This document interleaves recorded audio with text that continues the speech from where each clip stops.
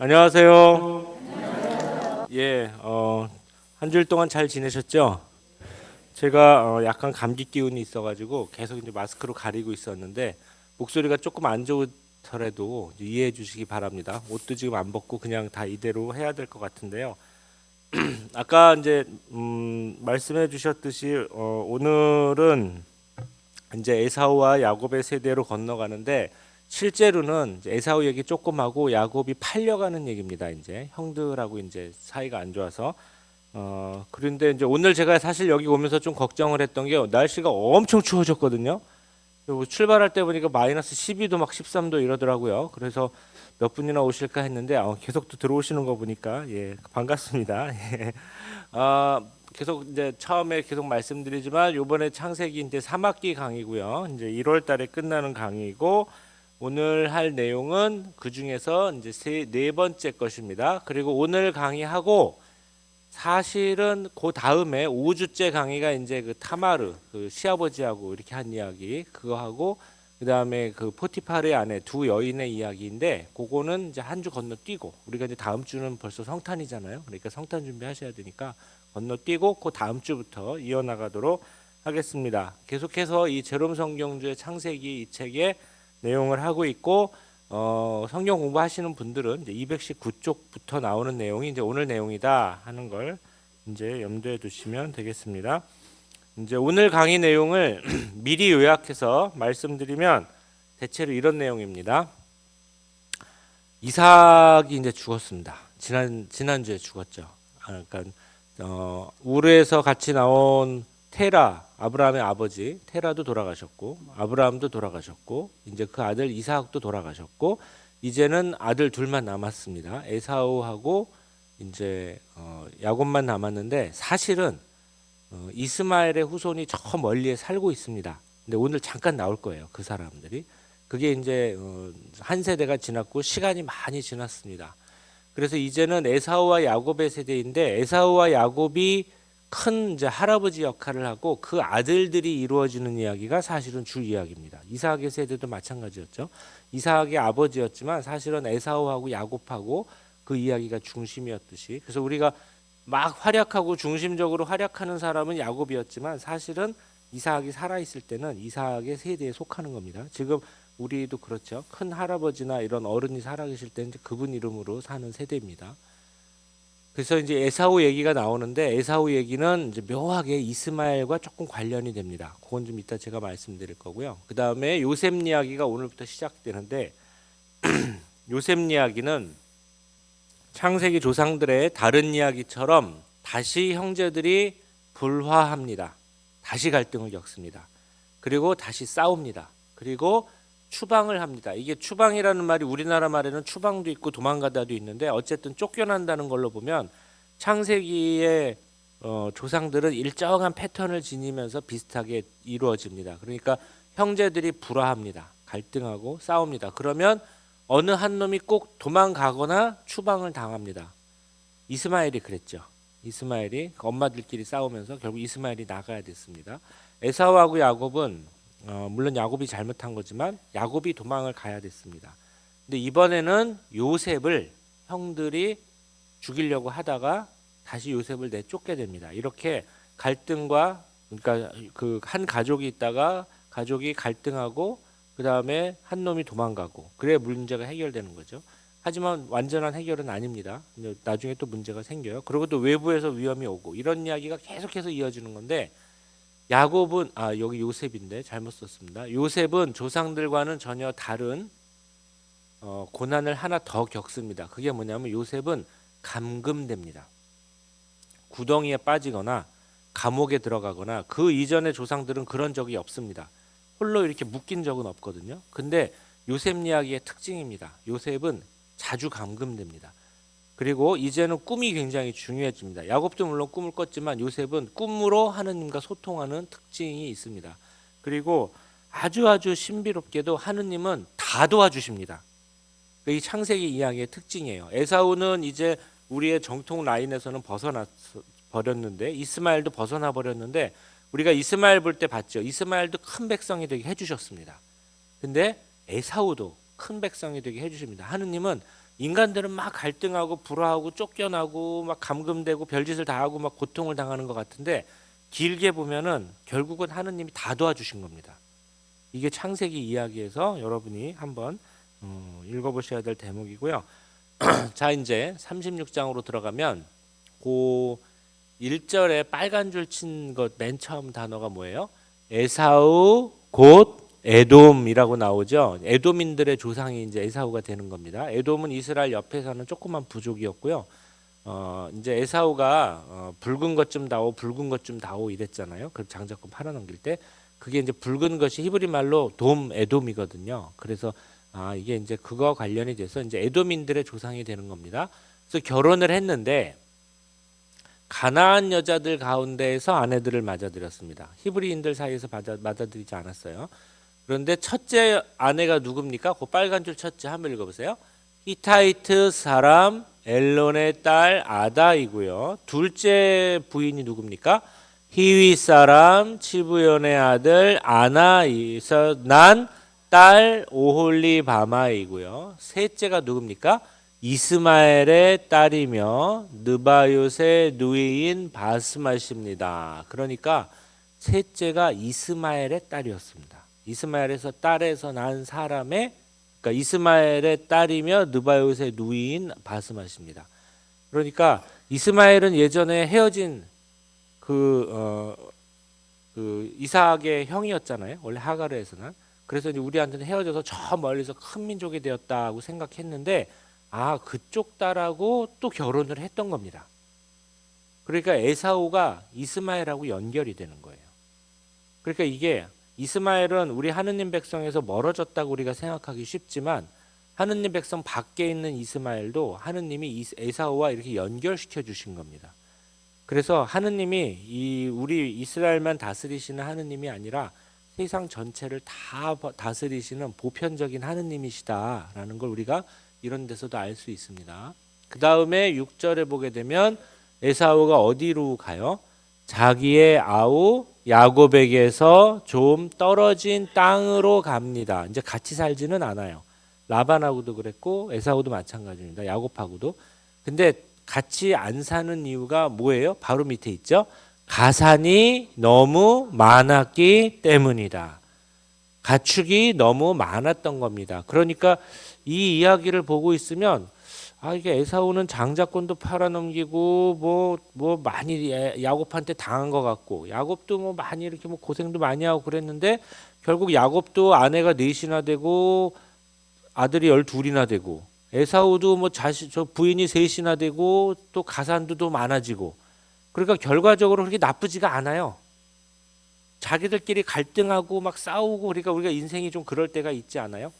막 그때는 막 싸우고 막 애달복달하고 막 그랬는데 길게 보면은 그렇게 뭐 나쁘지 않은 것 같은데 이 정도면 뭐 그냥 살만하지 이런 식으로 생각되는 게 이 창세기 이야기 같아요. 그래서 그 밑에 이제 요점을 제가 정리했습니다만은 하느님은 이민족이 된 자손들한테도 저 멀리 살고 우리 집에서 갈려 나갔어도 다 살게 해주셨습니다. 다 가산도 늘려주시고 부인도 많이 주시고 그랬습니다. 그리고 여기서 볼 수 있듯이 에사우하고 이스마엘이 연결이 됩니다. 근데 우리 이제 성경의 정통 라인은 누구예요? 이삭하고 야곱이죠. 아브라함, 이삭, 야곱 이렇게 오는 노선이죠.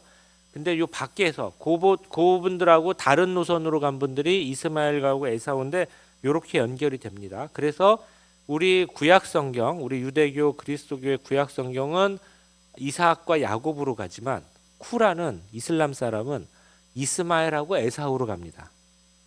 그러니까 두 책이 달라요 여기서. 그러니까 이슬람 사람들은 뭐라고 주장해요? 큰 아들은 우리다. 왜? 둘 다 큰 아들이었잖아요. 어쨌든. 그래서 우리가 장자다 이렇게 주장하는 거고 우리는 아니다. 하느님은 약한 사람을 선택하신다. 작고 약한 그런 보잘것없는 존재로 세상에서는 꼴찌지만 하늘나라에서는 첫째고 하늘나라에서는 첫째지만 세상에서 꼴찌가 되는 걸 알아야 된다. 이제 뭐 각자 이렇게 주장을 하는 건데 우리는 그리스도교 전통에 이제 서 있습니다. 자, 그 다음에 이제 에사우가 결혼도 이제 부인도 많이 있고 또 이렇게 가산도 넉넉하고 했지만 그 이후 정말 잘 됐습니다. 그래서 이제 제가 다 가지는 않겠는데요.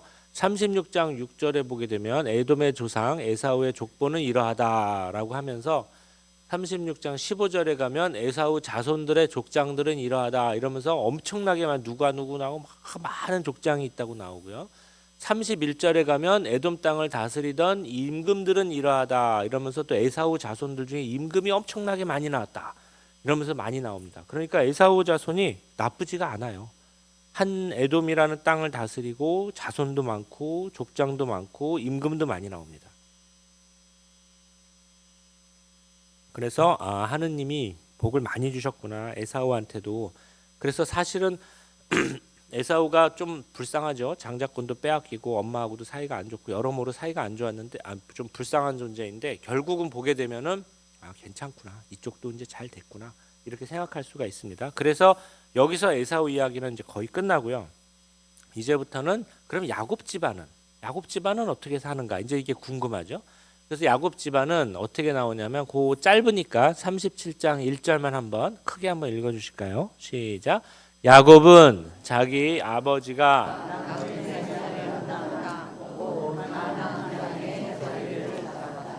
야곱은 아버지 이삭이 살던 그곳에 계속 돌아다니고 있습니다. 이렇게 유랑하면서 그렇게 자기 도시도 없이 자기 땅도 없이 가사는 좀 넉넉하고 좀 살만하지만 그래도 자기 땅 없이 계속 돌아다니는. 그러니까 아브라함과 이삭과 야곱은 사는 데서 큰 차이가 없습니다.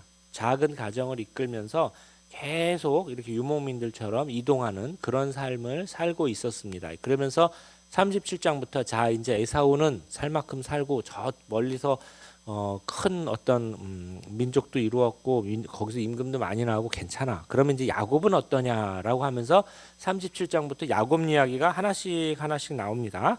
그런데 야곱은 이렇게 살았다라고 하면서 2절부터 요셉 이야기가 나옵니다.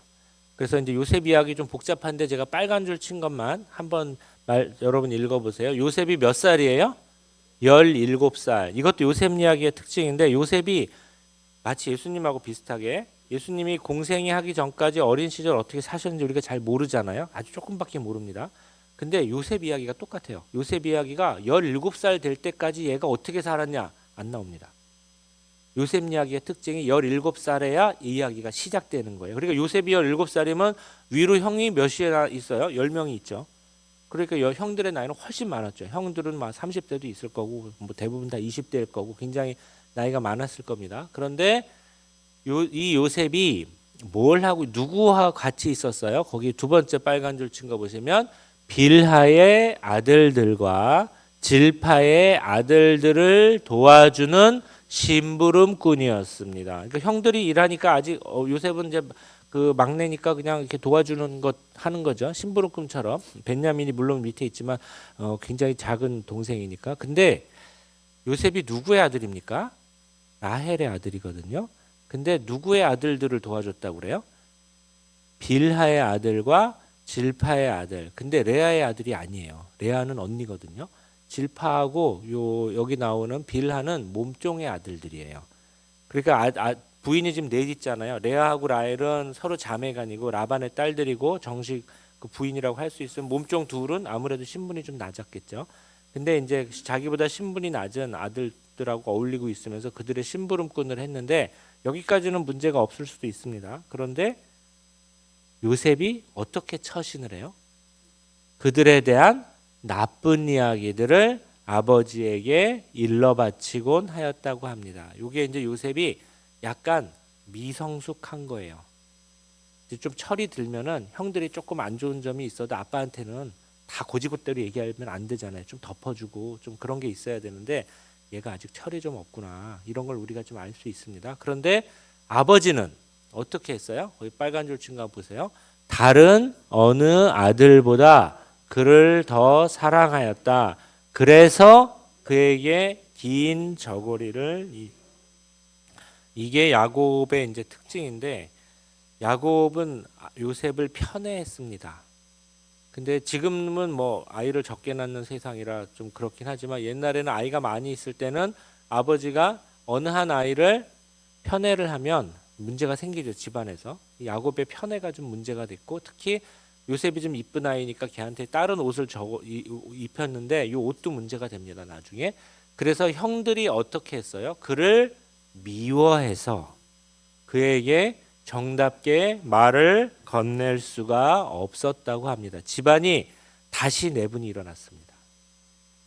계속해서 형제들이 싸우는 이야기잖아요. 창세기는.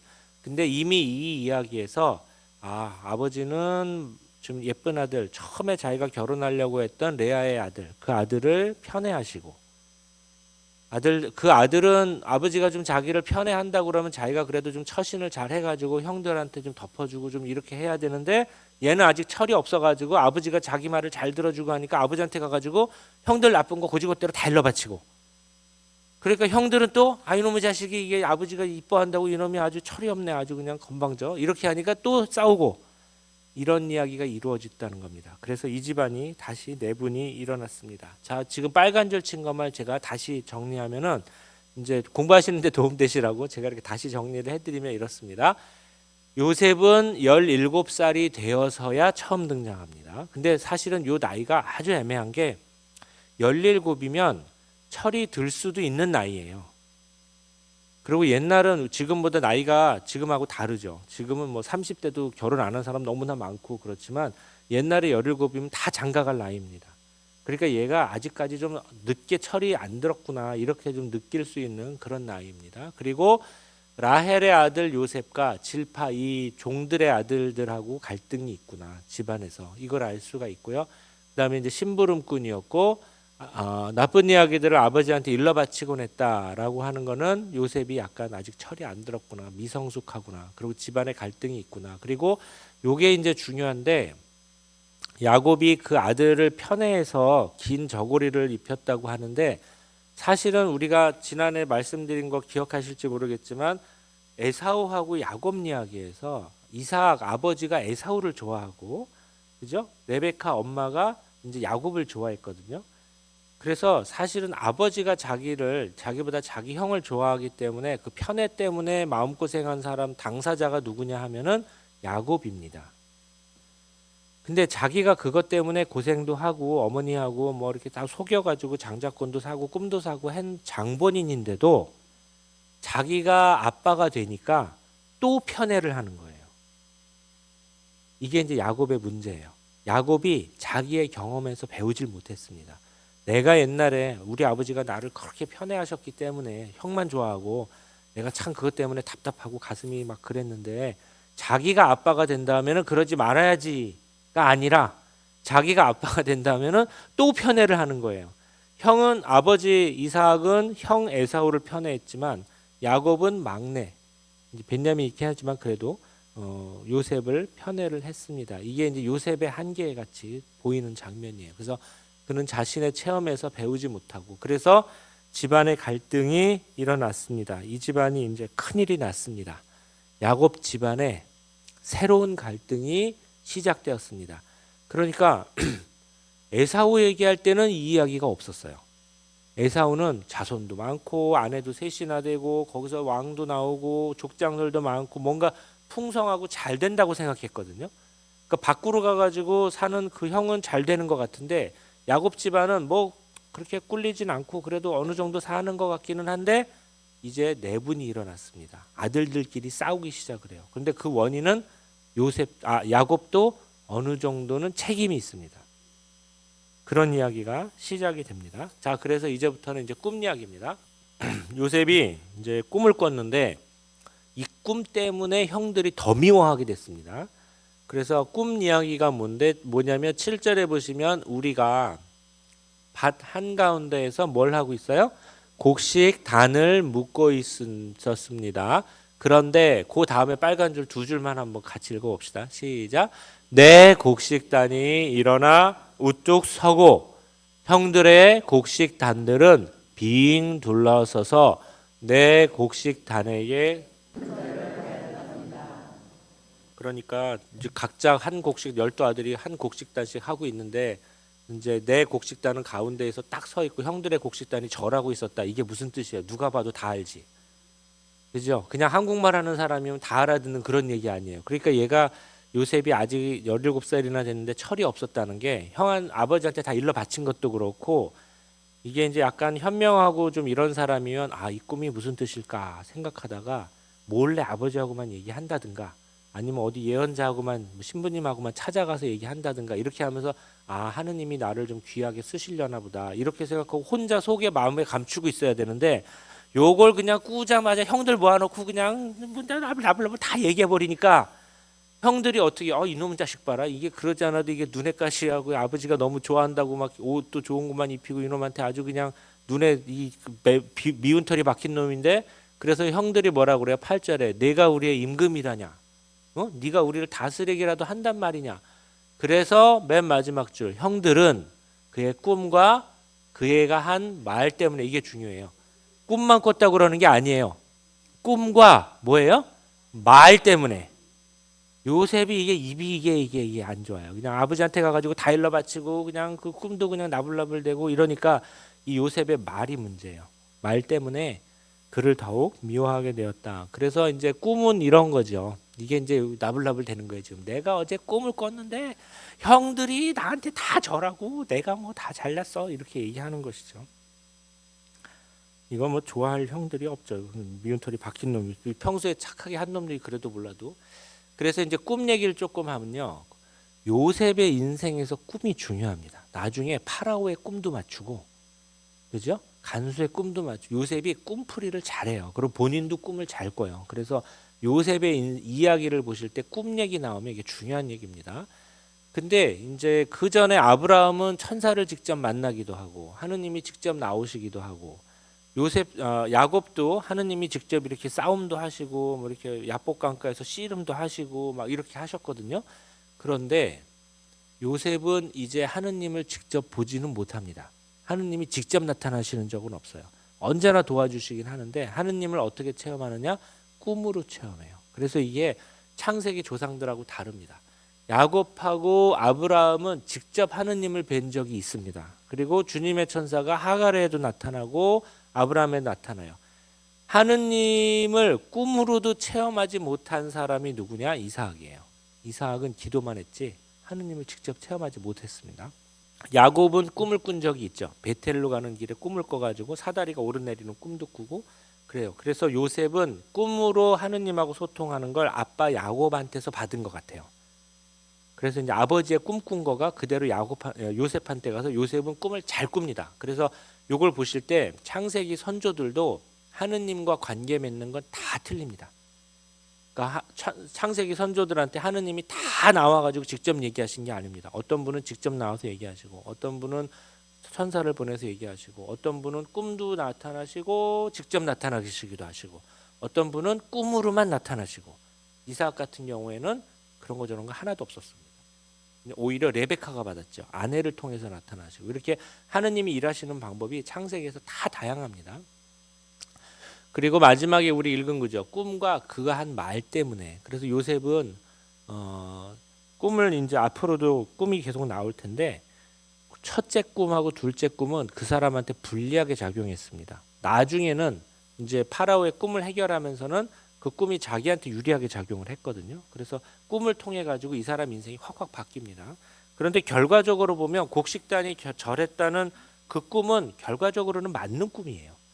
그러니까 하느님이 제대로 계시를 주시긴 하신 겁니다. 근데 그러니까 이걸 보게 되면 하느님이 아무리 올바른 계시를 주셔도 받는 사람 입장에서 그걸 또 올바로 풀어줘야 됩니다. 하느님이 자신한테 정말 큰 은총을 주셨는데 그거를 인간이 저런 식으로 아직 성숙하지 못한 요셉처럼 그냥 다 나불나불 데리고 다니고 막 이렇게 하면 오히려 하느님이 주신 그 꿈 때문에 자기가 고통을 당할 수도 있고요. 그게 잘 안 이루어질 수도 있습니다. 그래서 인간이 어떻게 해야 되는가 이런 걸 좀 보여주는 것이기도 하죠. 그래서 꿈을 하나 더 꿉니다. 지금 여기서 이제 첫째 꿈은 그렇게 곡식단이 하는 꿈을 꿨고 둘째 꿈은 또 다른 꿈을 꿨는데 그 꿈이 두 번째 줄에 있죠. 그것만 읽어보실까요? 시작. 해와 달과 별 11개가 나에게 큰 절을 하더군요. 자 보십시오. 별 11개는 12 형제니까 자기 빼고 나머지 형제들이 11명이니까 별 11개는 형제들을 얘기하는데 해와 달은 뭐겠어요? 엄마 아빠입니다. 엄마 아빠도 자기한테 절한다는 거예요. 그러니까 아까하고 틀립니다. 아까 곡식단은 12개 중에서 자기께 딱 가운데 있고 11개가 절하는 거니까 아, 형제들 중에서는 내가 밑에서 두 번째지만 그래도 내가 잘 되나 봐요. 이러니까 형들이 야 임마 네가 우리 임금이냐 막 이래가지고 이제 형들한테 미워하는 말을 들었는데 이 이야기는 좀 다릅니다. 아버지도 나한테 절한다는 거예요. 엄마도 나한테 절한다는 거예요. 그러니까 이 이야기는 좀 다르네. 그러니까 이 이야기는 누가 화를 내냐? 아버지가 화를 냅니다. 그래서 10절에 보시면 어떻게 해요? 이렇게 그가 아버지와 형들에게 이야기하자 누가 꾸짖어요? 그의 아버지가 꾸짖습니다. 그래서 아버지가 하는 말이 네가 꾸었다는 꿈이 그게 무엇이냐? 그래. 그러면서 그 밑에 빨간 줄 친 것만 같이 읽어보실까요? 시작. 나와 내 어머니와 내 형들이 너에게 나아가 앞으로 나아가서 땅에 엎드려 큰 절을 한 사람은 야곱이었습니다. 형 에사우 만날 때 아주 납작 엎드렸죠 그냥. 그것처럼 내가 형한테 엎드렸는데 아들인 너한테도 엎드려야 되냐. 야곱 입장에서는 그런 말입니다. 그리고 또 하나는 걱정하는 말도 있어요. 네가 지금 이렇게 해가지고 형들하고 사이가 이렇게 안 좋은데 네가 지금 제대로 형들하고 살 수 있겠냐. 그러니까 말 좀 조심해라. 이런 말도 될 수가 있어요. 그래서 이게 이제 야곱이 꾼 꿈이겠죠. 별 11개하고 해와 달이 자기 가운데 있는 자기한테 이제 큰 절을 했다. 이런 것입니다. 그래서 이제 이 집안이 분열을 갈등을 피할 수가 없게 됐습니다. 그 갈등의 원인은 전부 요셉하고 야곱 때문이에요. 사실은 형들한테는 그렇게 큰 잘못이 없어요. 근데 물론 형들도 잘못은 했죠. 뭐냐면 이제 동생을 죽이려고 했으니까. 그게 이제 이어지는 얘기입니다. 어느 날 이스라엘, 이제 야곱이죠. 야곱의 이름이 이스라엘이니까. 야곱이 이제 형들이 저기 나가 있는데 너 좀 가서 도와줘라. 그랬는데 이 이야기가 제가 쭉 건너뛰었거든요. 이제 좀 복잡해서 건너뛰었는데 헤브론 골짜기로 가라. 형들이 거기 가 있으니까. 근데 가보니까 없어요. 그래가지고 물어봅니다. 우리 형들 어디 있어요? 그러니까 저 스켐 쪽으로 가던데. 사람이 알려줘요. 그래서 또 스켐으로 갑니다. 근데 스켐 가서 보니까 없어요. 우리 형들 어디로 갔어요? 그러니까 저 도탄 쪽으로 가던데. 그래서 도탄에 가서 만납니다. 이 이야기를 보게 되면 이스라엘이 야곱이 지금 판단력이 어두워졌습니다. 자기 아들이 어디에 가서 뭐 하고 있는지 몰라요. 그러니까 이때 이삭이 판단력이 어두워졌거든요. 그때 야곱이 속일 때 이삭이 눈이 어두워져가지고 이게 지금 아들 팔인지 아들 팔에다 이렇게 뭘 이렇게 그 가죽을 둘러놓은 건지 목소리는 이 첫째 목소리가 아닌데 왜 이런 거 그러면서 속아 넘어갔잖아요. 이것처럼 이제 야곱이 판단력이 조금 어두워진 겁니다. 형제들이 어디 갔는지 모르고 요셉 혼자 여기 가봤더니 없어요. 스켐 가니까 거기서 사람들이 도탄 쪽으로 가던데. 그래서 도탄으로 가서 만납니다. 그런데 형들은 도탄으로 왜 아버지가 모르는 곳으로 가서 만났냐 음모를 꾸미고 있었습니다. 저놈 자식 저거 아주 건방지고 저게 아주 나이도 어린 게 형들한테 너무 못해. 그래가지고 이제 어떻게 얘기를 해요? 19절을 보면 저기 꿈쟁이가 오는구나. 이게 이제 요셉의 별명이에요. 꿈쟁이. 꿈으로 자꾸 문제를 해결하고 자기도 꿈을 잘 꾸기 때문에 얘가 꿈쟁이에요. 그러니까 약간 꿈풀이 하는 사람 느낌이 좀 있습니다. 자기도 꿈을 잘 꾸고 남의 꿈도 잘 풀어주는 사람이 이 사람이에요. 꿈쟁이 녀석이 오는구나. 그러니까 어떻게 해요? 20절을 보세요. 자, 이제 저 녀석을 죽여서 아무 구덩이에나 던져 넣고 이렇게 했죠. 예. 사나운 짐승이 잡아먹었다고 이야기하자. 그러면서 구덩이를 크게 파가지고 거기다가 사람을 넣으면 특히 아직 그렇게 완전히 크지 않은 17살이면 그래도 큰 놈인데 그래도 너무 깊게 파면 사람이 나올 수가 없는 구덩이를 만들어 놓는 거죠. 거기다 넣어버리자 하는 겁니다. 그래서 좀 정리하면은 꿈쟁이라고 하는 게 이제 요셉에 쫓아다닙니다. 평생 동안. 이 사람은 꿈과 관련이 있는 사람이고 두 번째로는 감금을 합니다. 갇히는 거예요. 근데 이게 이제 성경에서 누구를 갇힌다는 처음으로 나오는 겁니다. 아브라함과 이삭과 야곱 그러니까 요셉의 선조들은 홀로 감금된 적은 없습니다. 누가 이렇게 와가지고 해코지 한다든지 사람들이 와가지고 뭐 돈을 내놔라, 딸을 내놔라, 아니면 어떤 이 왕이 와가지고 너의 아내가 예쁜데 그 아내가 너의 진짜 아내냐 누이냐 뭐 이런 거 물어보고 하고 위협을 가한 적은 있어도 그 사람을 감옥에 혼자 가둔 적은 없어요. 근데 이제는 감금 모티브가 성경에 처음으로 나옵니다. 요셉은 여러 번 감금됩니다. 여기서도 감금되고 파라오에서도 또 감옥에 들어가고 이런 식으로 인생에서 여러 번 감금이 됩니다. 그래서 이 감금되는 모티브, 뭔가 이렇게 갇힌다. 우리가 감금되는 건 자유를 완전히 잃어버리고 인간이 되게 싫은 겁니다. 인간은 사람하고 강아지의 이제 공통점은 뭐냐면 넓은 들에 나가고 탁 트인 거 보면 좋아하는 거예요. 그리고 싫어하는 게 뭐냐? 좁은 데 가둬놓는 걸 싫어해요. 누구나 다 싫어하죠. 좁은 데 갇혀 있으면 답답하고 아주 싫어합니다. 그래서 그 범죄자들을 한테 벌을 주는 게 뭐예요? 감옥에 가둬놓는 거잖아요. 잘못한 일만큼. 왜냐하면 거기에서 자유를 빼앗아 버리는 거죠. 근데 이런 새롭게 고통이 추가됩니다. 전혀 새로운 종류의 고난이 시작됐습니다. 그리고 이 고통을 요셉은 여기서 한 번 겪는 게 아니라 앞으로도 여러 번 겪을 것입니다. 그래서 첫 번째 감금은 꿈 때문이었습니다. 그리고 꿈 때문에 이제 갇힌 건데, 원래 형들은 이제 감금해서 죽여버리려고 그랬는데 여기서 누가 살려줘요? 장남 르우벤이 살려줍니다. 그래서 르우벤이 어떻게 얘기하냐면 첫째 줄에 맨 끝에 뭐라고 써 있어요? 피만은 흘리지 마라. 내가 형인데, 사실은 르우벤은 그 전에 잘못한 게 있었습니다. 아버지의 몸종하고 이렇게 잠자리를 하고 이러면서 큰형으로서 좀 잘못한 게 있는데, 여기서는 이제 좋은 일을 하나 하는 것이죠. 그래서 손을 대지는 마라라고 셋째 줄에 있는데, 이건 우리나라 성경이 약간 이제 의역을 한 것이고, 이 말도 사실은 피를 흘리지 마라라는 거예요. 그러니까 르우벤은 지금 피를 흘리지 말라는 말을 두 번이나 하는 겁니다. 그래도 우리 형제 아니냐, 이제 피를 흘리지는 말자, 이런 얘기를 두 번이나 하고, 르우벤의 속셈은 뭐냐면은 아버지에게 되돌려 보낼 생각이었습니다. 그리고 형들은 요셉의 이제 긴 저고리를 얘기하는데, 이 옷이 요셉 이야기에 보면 나중에 이제 다음 시간에 얘기할 거지만 포티파르의 아내가 할 때도 요셉의 옷자락을 갖고 증거로 삼거든요.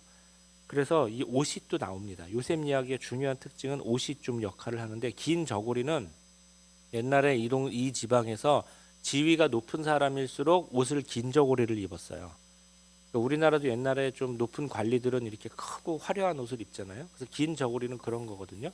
그러니까 아버지가 요셉한테만 긴 저고리 입혔다는 건 얘가 이제 귀한 아들이니까 좀 좋은 옷을 입혔다는 얘기인데, 사실은 형제들한테 다 사주려면 다 사줘야 되잖아요. 한 놈한테만 계속 좋은 옷 사주면은 사이가 안 좋아지죠. 근데 지금 그런 적 하는 거니까 형들이 얘를 죽이든 안 죽이든지 간에 제일 눈에 가시가 뭐였냐면은 저놈이 입고 있는 옷이었어요. 그러니까 이제 옷을 벗겨가지고 거기다가 짐승 피를 묻혀가지고 이제 죽였다고 아버지한테 이제 말하려는 것이었죠. 그래서 어쨌든 빈 구덩이에 넣어버렸습니다. 그래서 이게 이제 르우벤이 동생을 살려준 건데, 이제 계속 이 시간을 통해서 여러분이 이제 들으셨겠지만 창세기는 형제들이 계속 싸웁니다. 카인과 아벨부터 싸우기 시작해가지고 계속 형제들이 다투는 이야기인데, 맨 처음에 나왔던 카인과 아벨은 결국은 형이 동생을 죽였습니다. 살해를 했죠. 그 다음부터는 추방했습니다. 근데 마지막 갈등에서는 르우벤이 동생을 살려줬습니다. 이걸 보게 되면은 창세기 이야기 맨 앞에서 형제는 죽였지만 맨 마지막에서는 형이 동생을 살려준 이야기입니다. 이러면서 인간이 조금 개선됩니다. 조금 발전해요. 그래도 악을 조금 극복합니다. 그래서 창세기 이야기 보게 되면 악을 극복하는 거는 그렇게 한 번에 시원하게 안 돼요. 사람이 죄를 저지르는 건 쉽습니다. 양심의 눈만 살짝 감으면 엄청나게 큰 죄를 금방 저지를 수 있어요. 그런데 죄를 저지르고 나서 그거를 갚는 거는 어렵습니다. 천천히 아주 조금씩 올라오거든요. 형제 사례도 그랬습니다. 이 백성도 처음에는 큰 죄를 지었지만 이제 마지막에 가서 르우벤이 동생을 살려주면서 형제 사례가 이제 멈추는구나. 창세기 맨 처음에 나왔던 그것이 멈추게 됩니다. 그래서 이제 죽이지는 않기로 하고 이제 물이 없는 빈 구덩이에 이제 넣어놨는데, 마침 이때 누가 여기를 지나가냐면은 이제 이거 그 빈 구덩이에 요셉을 빠뜨려 놓고 25절에 보면 그들이 앉아 빵을 먹다가, 이것도 형들이 좀 너무하죠. 동생은 저 빠져나올 수 없는 깊은 구덩이에 넣어놓고 자기들은 옆에 앉아서 룰루랄라 빵 먹고 있어요 지금. 그만큼 원한이 이제 깊었다는 건데, 기랏에서 오는 이스마엘인들이 있습니다. 근데 이스마엘인들은 이스마엘은 아브라함의 첫째 아들이었잖아요. 그러니까 이 사람에 의해서 구조가 됩니다. 이것도 되게 신비롭죠. 그러니까 하느님께서 다 섭리하신 것이 이런 이야기에서 드러납니다. 옛날에 이스마엘을 쫓아낼 때는 참 불쌍해서 쫓아냈는데, 하가르하고 함께. 근데 거기 나중에 가가지고 이스마엘은 큰 민족이 되어가지고 잘 산다고 나오거든요. 근데 에사우가 하필이면 또 이스마엘의 딸 중에 하나하고 또 결혼을 하고, 또 요셉이 구덩이에 빠졌는데 누구한테 구조를 당하냐면 또 이스마엘 사람한테 구조를 당합니다. 그러니까 그때는 굉장히 힘들고 어렵지만, 이게 하느님의 눈으로 보면 하느님이 인간이 모르는 방식으로 도와주시긴 도와주시는구나, 이런 거를 이 이야기에서 알 수가 있는 것이죠. 그래서 이스마엘 사람한테 이스마엘 대상이 보였습니다. 그때 26절에 유다가, 즉 형제들 중에서 르우벤이 살려줬지만 이스마엘 사람하고 연결시킨 사람은 12형제 중에 유다입니다. 그래서 26절에 유다가 형제들한테 뭐라고 그랬냐면, 야, 우리가 동생을 죽이고 그래서 무슨 우리한테 이득이 있냐, 그냥 저 이스마엘 사람도 따지고 보면 아브라함 할아버지의 후손들이고 먼 친척이니까 웬만하면 저쪽으로 팔아넘기자, 이래서 이제 아이디어를 내는 거예요. 그래서 이스마엘인들한테 팔아버리고 우리는 손을 대지 말자, 그래도 우리 아우가 아니냐, 이런 식으로 설득을 한 거죠. 그래서 요셉을 이스마엘인들한테 형들이 팔아넘기는데, 얼마에 팔아넘겨요? 은전 20잎에 팔아넘깁니다. 그래서 이거를 이제 예수님을 이제 은전에 팔아넘긴 유다스하고 비유할 때도 있고요. 그거의 예형이다, 이렇게 보는 사람도 있고. 근데 이 은전 20잎은 그 당시 어린 남자의 가격이었습니다. 그 당시 노예가 있었잖아요. 그래서 10대 아이들 정도의 가격이 이 정도 가격이었습니다. 그러니까 시세대로 팔아넘긴 거예요 결국은. 예. 왜냐하면 그 당시는 노예 무역이 있었기 때문에 여자는 얼마, 남자는 얼마, 뭐 이런 게 다 있었거든요. 근데 지금은 그러면 큰일 나죠. 지금은 다 없어졌지만 하여튼 그때는 있었습니다. 그래서 동생을 시세대로 넘겼습니다. 그런데 이거는 르우벤이 몰랐습니다. 유다가 한 일이에요. 그래서 르우벤이 골짜기로 돌아와 보니까 없습니다. 그래서 이제 얘기를 좀 건너뛰면은 형제들이 요셉의 저고리를 가져다가 그 피를 적십니다. 그래가지고 야곱한테 갖다 줘요. 그래서 사실은 자기들이 팔아버리고 시세대로 팔아버리고 돈을 나눠 가진 다음에 형하고 큰 형하고 아버지한테는 거짓말을 하는 거예요. 그래서 이 피를 보고, 이 순념소 피를 보고, 저기 아버지가 사랑하시던 아들의 이 옷이다 이거예요. 이 맨날 저 아들만 사랑하셔서 얘한테만 이 좋은 옷 입혔죠. 근데 이 옷을 보니까 이게 피로 물들었어요. 얘가 이렇게 죽은 겁니다. 그러니까 아버지가 짐승한테 찢겨 죽였구나, 이렇게 생각을 합니다. 우리 아들이 양을 치다가 늑대나 뭐 이런 아주 사자나 뭐 이런 거한테 찢겨 죽은 거구나, 이렇게 생각을 하고, 34절에 야곱은 옷을 찢고 허리에 자루옷을 두른 뒤에 어떻게 해요? 자기 아들의 죽음을 오랫동안 슬퍼하죠. 그러니까 야곱의 인생은 여기서 참 불쌍합니다. 평생 그렇게 갈등을 겪고 도망다니고 형한테 그렇게 답작 엎드리고 어떻게 해가지고 살아났는데, 그리고 형은 사실은 저 멀리에서 큰 민족이 되어가지고 아주 잘 살고 있는데, 자기는 막 아들들이 막 싸우고 이러다가 결국은 막내 아들 요셉을, 막내는 아니지만 이제 잃어버린 겁니다. 그래서 굉장히 슬펐죠. 야곱은 평생 불화와 추방과 속임수를 당했는데, 사실은 아들들이 아버지를 속인 겁니다. 팔아버리고, 그죠? 사실은 시세대로 돈 받고 팔아버린 다음에 옷에다가 피를 묻혀가지고 마치 죽은 것처럼 해가지고 큰형하고 아버지를 속인 거거든요. 그러니까 속임수에 당한 거죠. 그러니까 야곱의 인생을 보게 되면은 속임수로 흥한 자, 속임수로 망한다. 참 기구한 인생이고 불쌍한 인생이긴 한데, 자기가 한 게 있기 때문에 자기가 아들한테 그렇게 당해도 또 뭐라고 또 할 수도 없어요. 그러니까 창세기는 보게 되면 이렇게 좀 먼 시선으로 봐야 되는데 그때 이게 야곱이 참 형 속여가지고 장자권도 사고 꿈도 사고 이런 거 다 나쁜 거 아니에요? 막 이렇게 얘기할 수 있죠. 나쁜 거예요. 근데 그 상황에서는 나쁘다 좋다 얘기를 안 합니다. 성경이. 그때 옛날에 이런 일이 있었어. 이 사람이 이렇게 속임수로 한 거예요. 라반의 아들들이 라반이 속일 때도 라반을 속이고 나올 때도 또 라헬이 자기 아버지를 속일 때도 뭔가 좋다 싫다 말을 안 하고 그때 이렇게 해가지고 우리가 참 기구하게 살아온 거야. 그때는 그럴 수밖에 없었어. 근데 나중에 또 이렇게 당합니다.